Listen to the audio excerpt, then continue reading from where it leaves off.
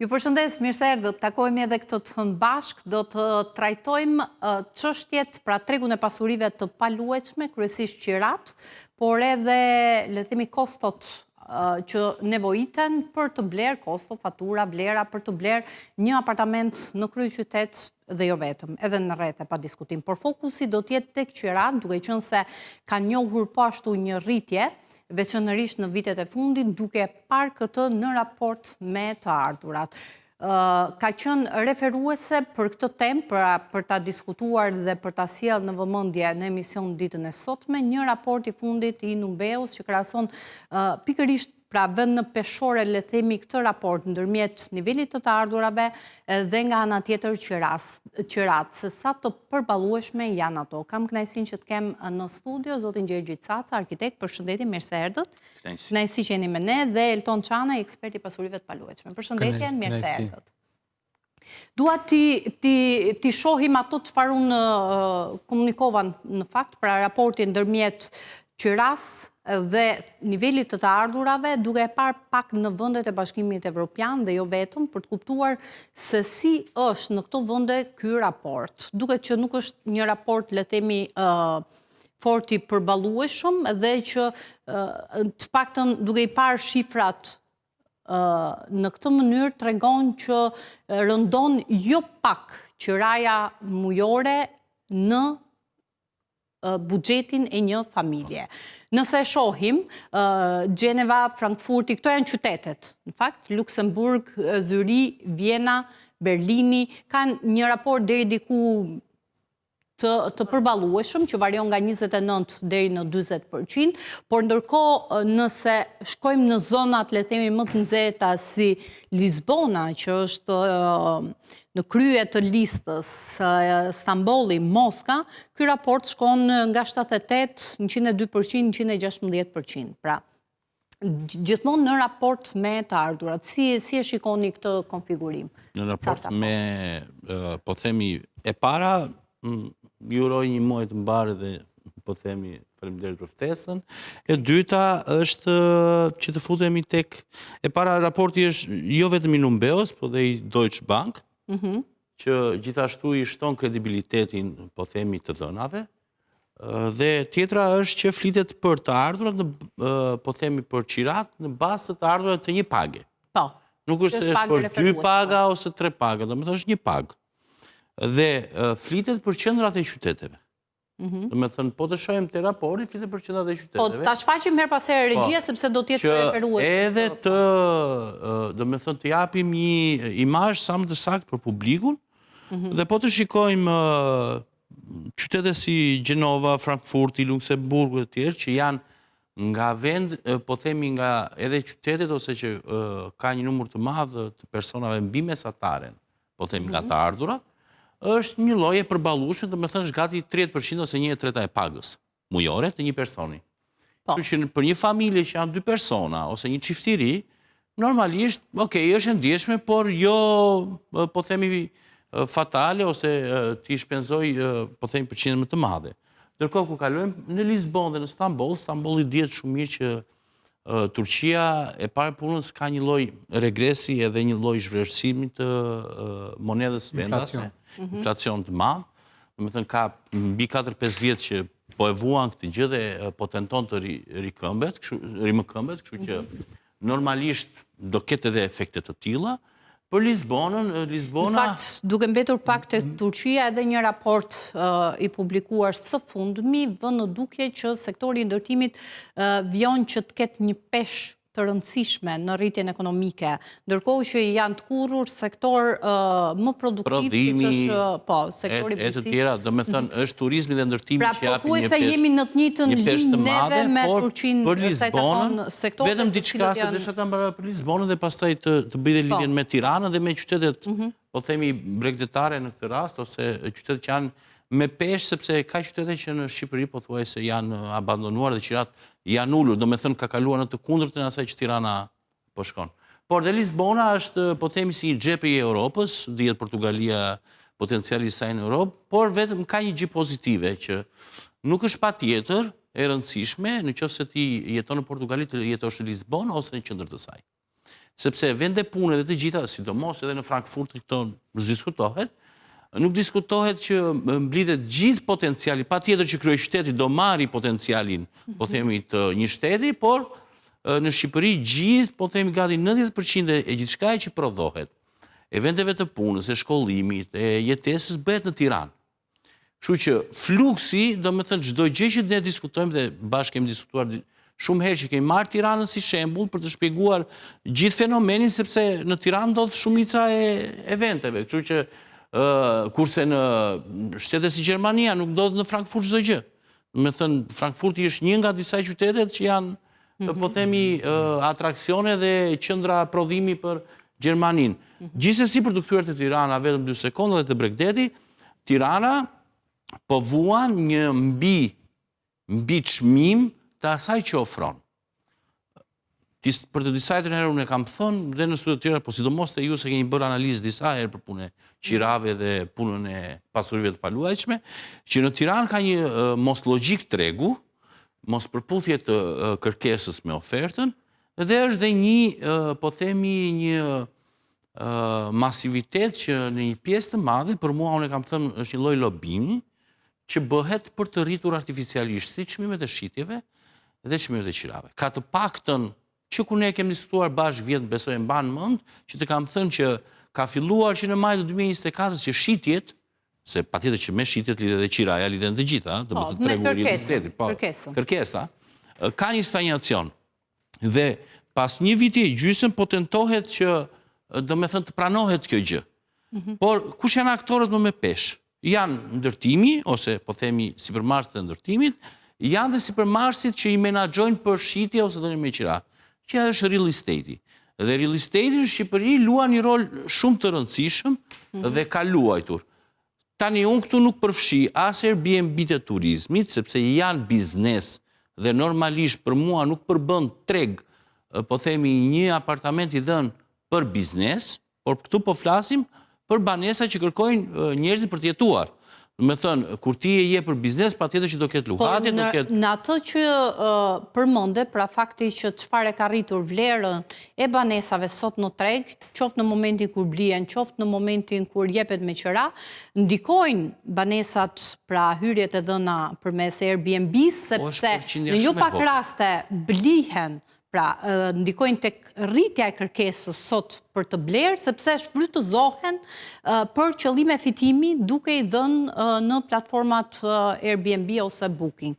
Pra, kjo është ajo që deri diku ka ndikuar, pra ka rritur kërkesën në treg, sepse në jo pak raste është parë si një mundësi investimi. Dua të shpjegoj diçka për këtë. Por megjithatë, të mbetemi pak që të japim fjalën dhe Eltonit, pra tek pa e parë në raport me Shqipërinë, sepse gjëja e përmendi që kanë tjetër kontekst, pra mënyra se si është organizuar jeta në këto qytete, në këto qendra të mëdha urbane, nuk është e njëjtë me Tiranën. Nga tabela që po shohim... Po, si e komenton? Tabela në vendet e para janë vendet e Beneluxit, si që është Genova, Frankfurt, Luksemburg, Zyri, Berlin, Bruxelles, do të thonë jo vetëm që janë vendet e Beneluxit, po janë qendrat financiare të Evropës. Do të thonë aty ka zhvillim zhvillim ekonomik nëpërmjet bankave dhe kështu që edhe paga mesatare aty është më e lartë, gjithashtu edhe ka, nuk është se ka shumë migrim apo emigracion të jashtëm në këto qendra financiare si Genova, Luksemburgu, Vjena apo Frankfurti. Ata që marrin me qira apo që japin me qira janë vetëm vendas ose disa evropianë që vend punojnë në këto qendra. Gjithashtu, do thonë, janë dhe pak më shumë konservatorë, do thonë, pasi nuk ndërtojnë në për qendrat urbane apo qendrat historike, dhe nga ana tjetër, do thonë, ka edhe politika sociale për banesa për shtresat në nevojë. Por duke parë që vendet e Beneluxit nuk është se ka shumë S'ka shtresa në nevojë. S'ka shtresa në nevojë. Në Genova, paga mesatare është gati 7.000 euro për një njeri. Do thonë edhe qiraja mesatarisht është diku te 2.000-2.500 euro për një apartament. Në raporti është 29% nëse shohim tabelën. Pra 1/3 e kësaj vlere. Në qendër, po për apartamente të vogla, nuk është se dhe po themi për apartamente 2+1 apo disi më luks. Po, se edhe kjo i referohet një strukture 1+1 mos gaboj. Duke marrë statistika, ndërsa për Stamboll dhe për Lisbonën, unë jam krejtësisht kundër, pasi Lisbona që nga 2015 është kryeqyteti evropian, do të thënë shpallur nëpërmjet statistikave apo turizmit, do të thënë si kryeqyteti më i vizituar në Evropë. Dhe kryeqyteti Portugalisë, Lisbona prej 2015-s është në top 10 apo top 10 e kryeqyteteve më të vizituar. Këto vlerësime kanë ndikuar dhe janë reflektuar në nivelin e qirave, si për Airbnb, si për masën e madhe të turistëve, do të thonë që shkojnë edhe vizitojnë për disa ditë, për një ditë apo për 3-4 ditë qendrën e qytetit. Dhe kështu që është reflektuar drejt për drejt edhe në... Studimi nuk është për qirat, po themi për turistike, është për qirat e banesave. Për qirat e banesave. Por fakti që rankohet mirë, pra një qytet rankohet mirë, edhe kështu që dhe do ta reflektoj edhe në drejtime të tjera. Gjithashtu edhe në Barcelonë, do të kanë të pamundur në spanjoll ata që jetojnë në Barcelonë për të marrë apartamente apo me qira. Ne nuk e kemi një vlerësim të perceptimit që mund të kenë. Një perceptim, pasi do thënë edhe Airbnb dhe Booking ka shtuar jashtëmase vlerën si në Tiranë, për rastin e Tiranës. Po në fakt në Spanjë kishte një vendim për të ndaluar. Vendimi i Këshillit Bashkiak që fillon nga 2026 për të reflektohet drejt për drejt në qirat e... Po do të ndalohej dhënia... Do të ndalohej, por nuk është se kanë të përcaktuar të qartë, në thonë po mendojnë, edhe po studiojnë... Ose do të kufizohet numri i tyre, diçka e tillë, po kishte një vendim që ndikonte. Do të kufizohet numri i tyre. Dhe për këtë fakt, edhe me politika të qarta sociale, për qerat, duhet që Bashkia e Tiranës apo bashkitë e kryeqyteteve ku ka më shumë prurje emigrantash apo prurje të tilla, do të thonë që shtojnë apo Airbnb apo Booking, do të thonë ndihmojnë në zbutjen e çmimit të qirave, do të thonë në zbutjen e çmimeve të qirave që janë të larta. Dhe kështu që tani çfarë ka ndodhur me Tiranën? Me Tiranën sa variojnë, sepse para se ndalemi tek raporti ndërmjet të ardhurave dhe nivelit të qiras. Sa është aktualisht qiraja në kryeqytet? Mesatarisht është 650-700 euro për një 1+1. Do thonë që nga më dole edhe jashtë pritshmërive, sepse unë kisha arritur një nivel qiraje për të bërë një llogaritje paraprake, 350 euro deri në 500 euro. 350 euro deri në 500 euro janë në Astrir, në Fres, në Paskushan. Pra në periferi të Tiranës. Sa më afër Unazës së Madhe apo Unazës së Vogël, më dihet se Unazës së Vogël, atëherë do në çmimet e qirave rriten. Dhe në bazë të statistikave apo vendimeve të Këshillit të Ministrave, qiraja, do të thonë që kur shkonte në hoteli për të paraqitur një kontratë notariale për qiran, është koeficienti është 0,3%, do të thonë apo 3%, jo më shumë se sa 0,3% të çmimit të blerjes. Do të thonë një çmim, për shembull, po marrim një rast hipotetik, shtëpia kushton 100.000 euro, atë çmimi i qiras, do të thonë normalisht i bie 300-350 euro deri në 500 euro. Do të thonë tregu normal. Shtëpi në 100.000 euro i kemi vetëm në Astrir apo në Fresk apo në Paskushan. Është vështirë të gjesh, po, në këto reflekton çmimi i referencës. Çmimi i referencës gjithashtu edhe në Bashkia e Tiranës mbledh më shumë të ardhura vetëm nga ndërtimet e reja, do të thonë gati 40% e buxhetit të Bashkisë të Tiranës reflektohet drejt për drejt tek sektori i ndërtimit, kështu që edhe kostot janë të rritura pasi kemi 13 apo 12 apo 14% si taksa në infrastrukturë që është 8%, plus 3% që është për banesa sociale, kështu që drejt për drejt ndikon në çmimin, në rritjen e çmimit të apartamenteve. Meqense mesatarja këtu ishte te 650-700. 650. Normalisht i bie që maksimalja i bie të jetë, në qoftë se minimalja është 300, po themi si qira, i bie që mesatarja të jetë diku te 1.100-1.200 euro për një apartament.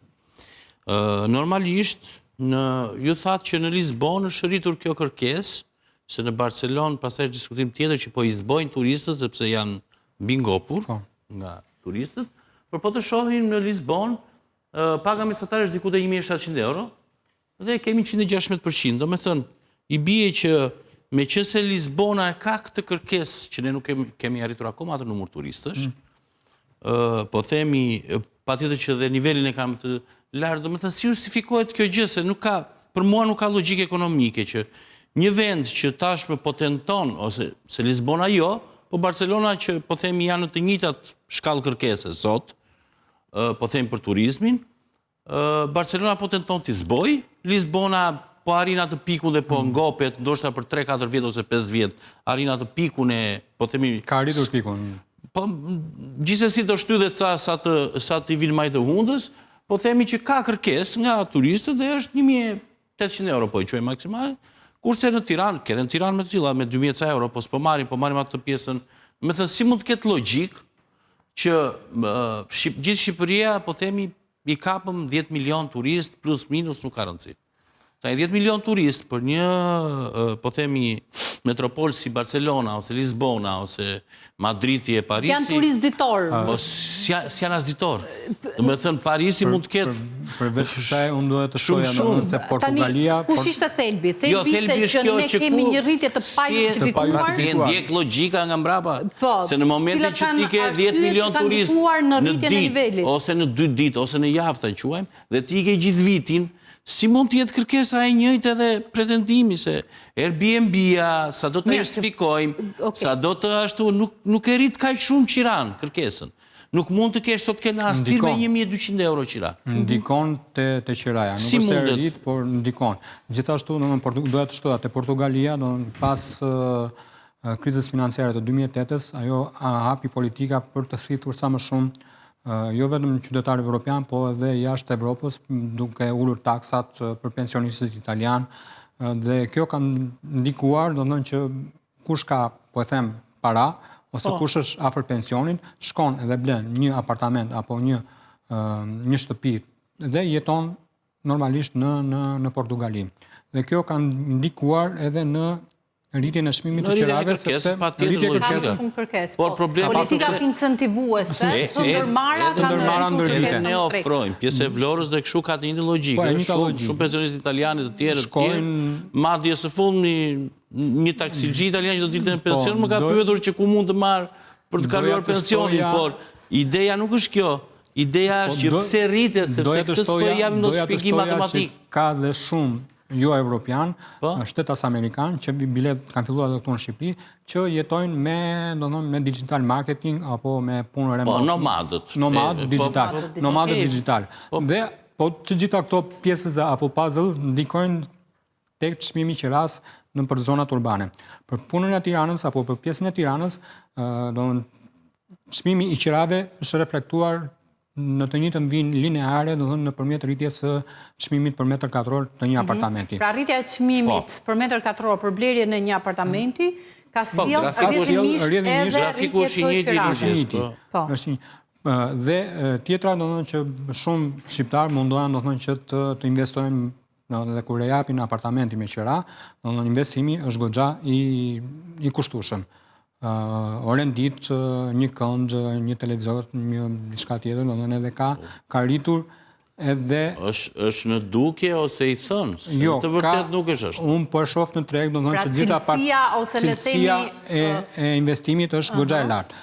Jo vetëm në orendi, por edhe në investim drejt për drejt tek apartamenti. Dhe kjo ka rritur edhe çmimin e apartamentit, sepse e marrin, e blejnë të ndërtu se një apartament që kushton, po marë çmime referencë 100.000 euro, dhe ndrojnë edhe modelin e pllakave, dyer, dritar, hidrosanitare. Po nuk ka logjikë ekonomike nëse merr një apartament 100.000 euro dhe investon 120.000 euro për ta mobiluar. Po nuk e rrit pra se nuk ka logjikë. Rrit koston rrit justifikimin e lekëve ndoshta, po justifikim në tani unë desha të thosha diçka se nuk jam dakord, puna e cilësisë vetëm diçka se ndoshta më fal se atëre ka një diçka.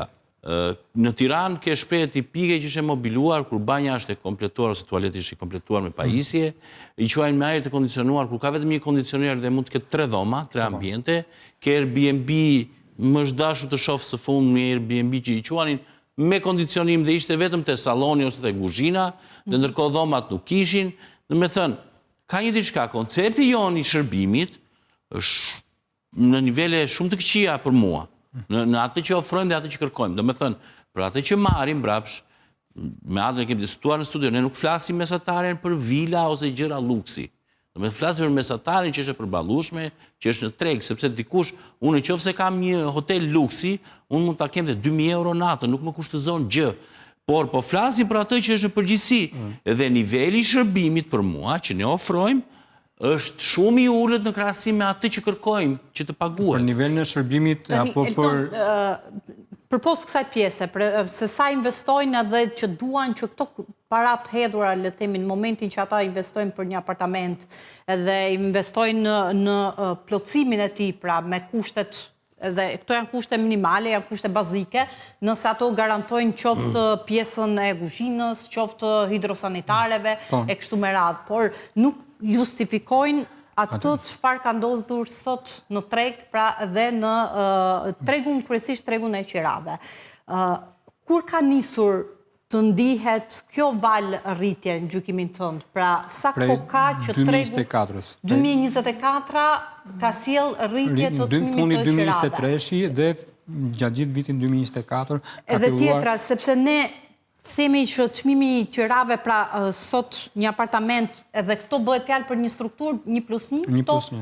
1+1 vlera apo 2+1? Sepse është e rëndësishme edhe sipërfaqja. Mesatarja që është 150 euro, do thonë, po i them edhe duke përfshirë mesataren e 1+1 dhe 2+1. Nëse do të bëhemi me shifra të sakta, atëherë një apartament 1+1 në Astir mund ta gjeni me 300-350 euro. I mirë mobiluar, nuk po hyj në detajet e luksit. Ka dhe rastet do në 450 euro bashkë me postin e parkimit. Apo 400-450 euro bashkë me postin e parkimit, do në që të shkon çmimi një apartamenti i mirë mobiluar apo në gjendje normale për të jetuar. Sa më afër qendrës të vjen të 21, aq më të larta, pasi rritet edhe vlera e apartamentit, rritet edhe koeficienti për qëradhënie. Do në edhe çdo kush, do në kemi shumë kërkesa, do në edhe nga studentët që vinë. Pikërisht, sepse janë ata që e vuajnë deri diku të rritje të qirave. Me qira, mesatare 600 euro. Periudha e gushtit edhe shtatorit e papërballueshme. Sepse ne e trajtojmë sot në raport me pagën, por studentët do duhet që patjetër të jenë pjesë e tregut punës për të përballuar këtë nivel qiraje. Dhe kjo përveç faktit të studentëve, kemi Tirana është motori i Shqipërisë, një zemra ekonomike e Shqipërisë, kemi një shpopullim, po e quajmë në të terma në qytete. Kemi migrim të brendshëm. Migrim të brendshëm dhe ndërkohë edhe kjo sjell fluksin e lartë të kërkesës për qira apo qiradhënie apo qiramarrje. Pagat mesatare në Tiranë janë 750 euro. Po migrimi nuk ka qenë dhe nuk është një fenomen i ri. Pra, ne... Qiraja nuk është bruto asnjëherë. Një familje do merr diku te 1.200.000 çift normal, 1.200.000 lekë të vjetra totale, dhe nga këto do në gjysmën e... Po pra, kur është edhimshme për një familje çift që paguhen... Ja do ta shohim në raport me ta. 60% i kalojnë vetëm tek qiraja, vetëm për strehim. Dhe kjo është në normave të Bashkimit Evropian, pasi Bashkimi Evropian i ka te 35-40% këto norma. Është mbi. Sa kemi ne edhe një... Është mbi normat, atëherë është gati 60% e pagës mesatare të një familje, po them për vetëm për me dy të punësuar. Me dy të punësuar. 60% mbi 60% shkon për të mbuluar qiratë. Tani mesatarja e pagës e mesatarja e qirave, se nuk po thot për një rast të caktuar. Atëherë mesatarja e mesatarja, raporti. Këto janë statistika se për shembull sa i përballueshëm është ky? Do me thënë që se flasim edhe nëse flasim për të ardhura mesatare, se flasim që studentët që janë me të ardhura më të ulta. Tani po ti marrë 3 raste, flasim për studentët. Po, që janë kategoria që po ashtu dalin. Po kanë të ardhura nga prindrit. Normalisht përveç studentëve kemi kush na ndjek, qofse qira është 600 euro, po ta marrë 400 euro mesataren, i bie diku te 4.800 euro në vit. Po një shikues që na ndjek tani le ta bëj llogari, sikur të ikni nga xhepi vet 4.800 euro në vit ose rreth 5.000 euro, sa e përballueshme ishte për studentin, po flasim, sepse kërkon dhe kushte gjithsesi për një çift të ri, sepse është trumbetuar shumë nga real estate që janë kërkesa nga çiftet e rinj, megjithëse matematika nuk na del, se ne aq banor jemi në Shqipëri, të heqësh 700.000 pensionistë dhe një 500 ca mijë. Për barën e real estate-it e kemi vetëm ta mbaroj çik matematikë. Bikuriz, domethënë të barën e rritjes së çmimeve të apartamenteve apo qirave. Por Nuk Statistikisht, po flas për gjithë të ministrit. tregu i qiradhënies apo shitblerjes nga ana e agjensive sot në Shqipëri është diku te 10-15, maksimum 20%. Për mua Pjesa tjetër ka krijuar një trend abuzues në reklamim, nuk po them që menaxhon të gjitha. Edhe në raport me kërkesën, edhe cilim në vëmendje një fakt, duke ju referuar raportit të fundit të Instat, që tregon që në 83% të familjeve shqiptare janë në banesa të cilat i kanë në pronësi. Pjesa tjetër, pra një pjesë dhe kjo në apartamente, po gati 8%, 10% në mos gaboj janë ato të cilët jetojnë me qira. Pra ne kemi një raport edhe le themi një përqindje shumë të ullët të familjeve të cilat jetojnë me qira. Dhe këtu lind pyetja që këto çmime kanë njohur këto rritje, ku ndërkohë përqindja atyre që jetojnë me qira në Shqipëri është e ullët, çfarë ka nxitur rritjen e çmimeve në tregun e qirave. Pra tek ato arsye që ne sado që i diskutojmë sërish na duken kemi migrim të brendshëm. Kemi student. Kemi student. Kemi numër popullsie me 2.400.000. Popullsia nga censusi i fundit, domethënë kemi emigrantët. 2.400.000. Qira, emigrantët nuk marrin me qira. Emigrantët vjen, e blen një apartament, i vë Chelsea edhe ikën për sëri. Po nuk merr me qira. Dhe stoku i apartamenteve është diku te 70.000 këtu në Tiranë. Dhe ky stok, domethënë, duhet politika sociale apo politika të drejta taksuese, domethënë që këto apartamente të rihidhen përsëri në treg nëpërmjet qiradhënieve. Në këto 70.000 nuk është se dua të them vetëm apartamente të reja që janë duke u ndërtuar apo duke u përfunduar, po dhe zonat rurale, domethënë që kemi rreth e përqark Tiranës, vila të ndryshme që kemi nga 2 kate, nga 3 kate, dhe kur shkon ai censusi dhe troket, dhe shikon vilën 2 apo 3 kate, dhe vetëm çifti i pleqjve pensionistë që jeton aty dhe fëmijët i ka jashtë, ai ne bën llogarinë, do të thonë që edhe këto të 2 katet apo 3 kate që janë bosh i quhen si apartamente. Dhe nëse dhe ato do të jepen me qira, dhe ato do të hyjnë te tregu i qiradhënies, atëherë do të stabilizohet edhe qiradhënia në gjithë Tiranën. Është çik problem vetë ose të quash apartament dikë që jeton në të njëjtën vilë me të njëjtën hyrje? Me tjera të vjen të ruan të dera, vila apo jo, është apartament, është një njësi, domethënë njësi banimi. Njësi kushtet nuk janë njësoj. Kushtet dhe synimi është vetëm për apartamentet e reja, domethënë çdo kusht, domethënë kur e paguan ato 400 euro apo 450 euro apo 500 euro, domethënë edhe kushtet i kërkon domethënë të tilla, domethënë që të jetojë normalisht në një apartament të ri me ashensor edhe me mobilje të fundit apo bashkëore, domethënë. Dhe kjo ka rritur edhe, domethënë sa po them në Astir. Në Astir nuk është se vetë do shkosh në Astir, po e them afër Kasharit, aty mund ta gjesh në një apartament 300 euro.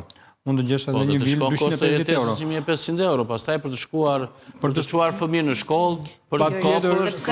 Këtu dalim tek ai modeli të si janë ndërtuar këto vende, pra qytete urbane në zona edhe në vende të zhvilluara, që do thotë qendra nuk është vetëm një, por është mundësia për të marrë shërbimet e nevojshme nuk është e përqendruar në një zonë të caktuar, siç është Tirana, që është e përqendruar vetëm në qendër. Edhe do duhet që çdo apo gjithë secili nga ne për të marrë shërbimet e nevojshme të drejtohet qendrës. Dhe kjo sjell atë mbingopjen edhe situatën që është shkaktuar sot. Për shumë të rinj qiraja që prirën të shkojnë drejt. Për shumë të rinj çiftet e reja qiraja tani nuk është zgjedhje, është kompromis i detyruar deri sa të krijojë banesën e vet apo kapitalin e vet. Janë të detyruar, domethënë çdo i ri, sepse po marr me Astirin apo Freskun. Kemi vetëm 1 apo 2 linja urbanësh, domethënë transporti publik është i kushtozuar, domethënë të sjell mbi ngarkesën që çdo kush prej nesh të vinë sa më afër qendrës, sepse edhe punët i kemi rreth e përqark. Dikush që ka në autostradë apo ka një punë në Vor, nuk i lind nevoja të vi të jetoj në Fresk, ose mund të jetoj pranë punës. Do të gjej diçka të ngjashme ose në Laprak, ose në Astir, ose tek Kthese Kamzës, ose bilete në Kamzës, apo nëpër vilat apo apartamentet apo njësitë e banimit që janë përreth kodrave të Kasharit. Pasi e ka punën shumë afër dhe për këtë detyrohet që të marrni dhe shtëpinë aty ku ka afër punën. Ndërkohë, si mund të çlirohet tregu dhe të normalizohet, duke qenë se përmende edhe në jo pak raste është sjell në vëmendje fakti që janë 70.000 apartamente të cilat sot nuk janë në shfrytëzim, pra janë të bllokuara. Si mund të 70.000 janë vetëm për qarkun e Tiranës, janë për qarkun e Tiranës, pa lejet e dhëna për 24-25, sepse censusi është 24, po është 23 si po themi si shikim. Kështu që ideja është se kemi bërë disa herë dhe kemi kapur me rënjë që kur kemi diskutuar bashkarisht censusi në studio, edhe më vonë edhe për pjesën e me thëmë vetë nga censusën për të them që gati 1,5 milion janë pensionistë dhe fëmijë, do me thënë që janë banorë në Shqipëri, përveç atyre që janë jashtë emigrantët, dhe po të marrësh atë 84% që ju thatë, që e kemi diskutuar që kanë banesat e veta, nuk të del asnjë përqindje e vogël fare që kërkojnë për të blerë dhe me qira. Me thënë, këto politikat e rritjes, pa një arsyetim ekonomik, me thënë, kanë vetëm një gjë nga mbrapa. Po, në çfarë logjike? Cila është zgjidhja? Zgjidhja e para është që kompanitë e ndërtimit nuk mund të mbajnë pa fund apartamente derisa t'i shesin aty ku e duan ata, e para. Në kuptimin që unë kam 200 apartamente si ndërtues. Bllokimi i apartamenteve. Bllokim, e bllokon. Një. E dyta, çmimet, ne duhet, do me thënë, ne po tentojmë, presupozohet që për 4-5 vjetë, Shqipëria të jetë në një mas të madhe integruar në BE, edhe në politikat e saj. S'ka rëndësi hynë si antare, si antare, por në politikat jetë drejtat i drejtimi. Dhe për mua është shumë e mirë që edhe pa hyrë akoma në të gjitha politikat t'i kemi paralel me BE-n, sepse ti ndryshon mentalitetin dhe shkon realisht si duhet. Politikat e strehimit duhet, nëse ka dhe pak më para, Komiteti Evropian, Anglia, Gjermania, dhe i ka të qarta këto politika. Nga right to buy, rripronësim në Angli, është politika për strehimi social, right to buy, e cila rripronësim private, por redukton stokun social, apo apartamentet që janë... Se këtë po tentoja të thoshe që është ideja e kësaj gjëje që politikat që do ndiqen, e para është, thash për ndërtuesit, e dyta është normalizimi dhe hyrja në kanalet bankare të transaksioneve. Në me thënë, tjetër shitje, tjetër blihet, me çmim tjetër deklarohet, me çmim tjetër realisht blihet, dhe kjo sjell një abuzim në çmim, do me thënë, vetë kryeministri për disa herë ka pranuar që çmimi real i shitjes nuk është ai reali deklaruar ose sipas referencës. Dhe kjo normalisht duhet që një ditë duhet të marrë fund normalisht dhe ti të bën edhe sepse duke pas këtë pagesën e taksës, po themi, ose të fitimit, atimin e fitimit, i bie që ti do ndërgjegjësohesh dhe do fillosh do ulësh. Duke ulur fillon dhe rregullohet tregu vetvetiu. Pjesa tjetër është taksa e ndërtesës. Do me thënë, taksa e ndërtesës ose nuk ekziston. Problemi është në shumë qytete nuk vilet. Taksa e ndërtesës vilet në çfarëdo lloj qytetit të Shqipërisë, domethënë sepse të vjen. Tirana ka performancën më të mirë sepse në qytetet e tjera Tirana ka performancë sepse është dedikuar nga faturën e ujësjellësit. Por ujësjellësit, taksat e tjera janë tek fatura e dritateve OSHE-ja. Po nuk mund të jetë OSHE-ja, jo, po të nëpërmjet bashkisë, domethënë apo vendimeve të këshillave bashkiake të qyteteve të tjera. Nuk po flas për taksën e banesës, po them. Tani gjëgje për ta kuptuar logjikën. Taksën e banesës së dytë, pra, të tretë, të 333 dhe asaj që është për biznes.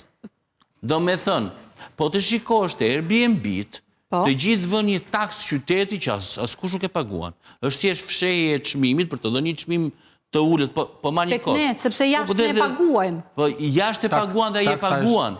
Taksa e një shtrati, taksa e hotelerisë. Po pra po shumica nuk e paguan. Sepse janë aformal, janë informal, nuk janë formal. Do me thënë, ideja është kjo, për të, po themi një Airbnb që jepet 200 euro, e deklaron 120 euro me shkrim të madh dhe 60 euro taks. Ndërkohë, po t'i futesh, ai nuk ka as NIPT, nuk ka as... Do me thënë, kjo është deformim, ai nuk paguan, se po të paguaj ai për atë fitim, të presja të faturën për herë, do me thënë, shikon si fillon dhe regulohet tregu. Dhe pastaj... Këto deformime kanë sjellë situatën e sotme, kanë prodhuar çmime të cilat nuk pasqyrojnë realitetin dhe çmime të cilat krijojnë edhe më shumë keqformime në treg. Pra, kanë sjellë çmime të pajustifikuara dhe nga duhet nisur për të sjellë normalizim të çmimeve, nëse do të ketë ndonjëherë. Pra për të arritur në çmime të përballueshme nisur nga niveli i të ardhurave.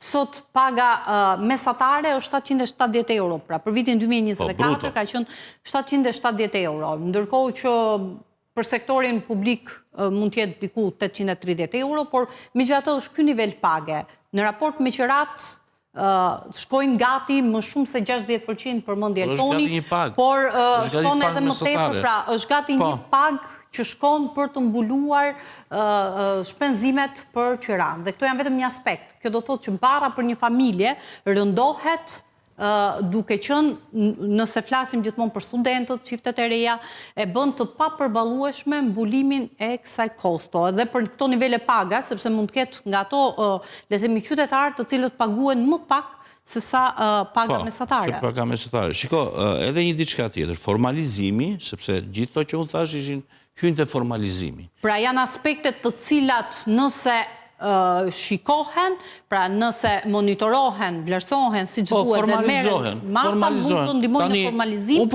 dhe sjell një rregullim të tregtit. Balans pra patjetër në bazë të kërkesës, në bazë të ofertës është dhe kërkesa dhe e kundërta, dhe ekonomia kështu e një, dhe matematika kështu e një logjikën se nuk ka ndryshe. Por po të marr vetëm një shembull, të gjithë shikuesit që po na ndjekin, rreth qytetit studenti, rreth inxhinierisë së ndërtimit, rreth mjekësisë, janë disa nyje që shërbejnë gjithmonë si hoteleri për studentët që nuk flenë në konvikt. Dhe e din shumë mirë që, se po më kujtuar që parë nga i qifti i të moshuarve, që janë ca objekte 4-5 kaçe që i kanë ndarë në furik për studentët dhe me shmet të majve dhe nuk paguajnë asnjë gjë në shtet për qiramarrjen që bëjnë.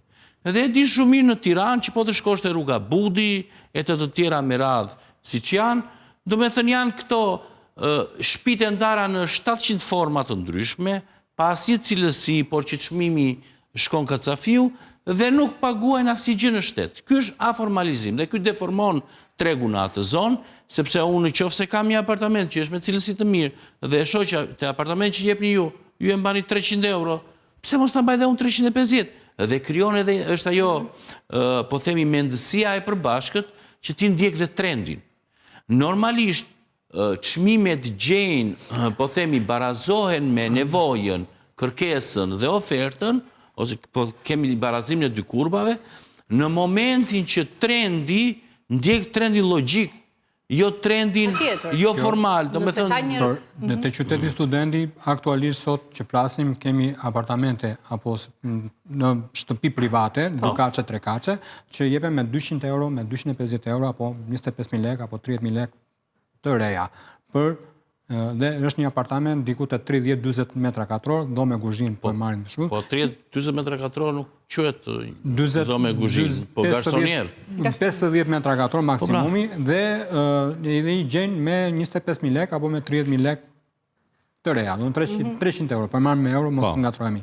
300 euro. Dikush që do tek rruga Elbasanit, do që të ketë akses të drejt për drejt, edhe në këmbë, edhe duke dalë, edhe të sheshi Skënderbej, apo institucionin të rese për qak rrugës Elbasanit, ku kemi universitetet, kemi RTSH-n, kemi kryeministrin edhe me radhë, atëre do të detyrohet të paguajmë shumë, sepse aty kërkesa është më e lartë.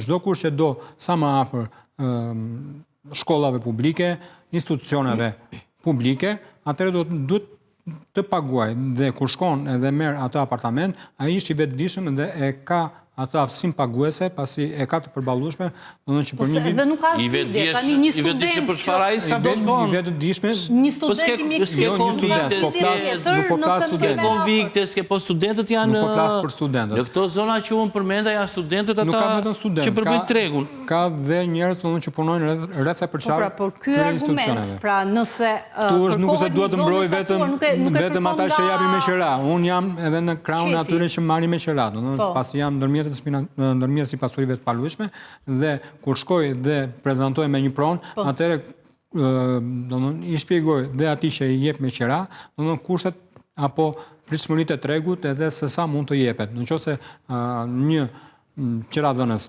kërkon po e marrë si shembull 500 euro, dhe ajo shtëpi vlen vërtet 400 euro, atëherë unë ngul këm që ajo shtëpi të jepet me 400 euro, jo me 500 euro. Mirë, do ndalim edhe të këto rastet, se sa kërkojnë dhe a justifikohet, sepse edhe burimi mund tjetë edhe të këto familje qiradhënëse, le themi, sepse mund vendosin tavanët e tyre në bazë edhe të blerjes apartamentit, investimit që kanë bërë, po sa përkon kjo me shifrat, pra dhe më mirë se sa një vlerësues nuk ka kush e di këtë, pra se sa përkon kjo me çmimin që duhet të dalë ky apartament në treg, do të ndalemi vetëm pak momente më pas, shkojmë në publicitet dhe rikthehemi sërish në studio.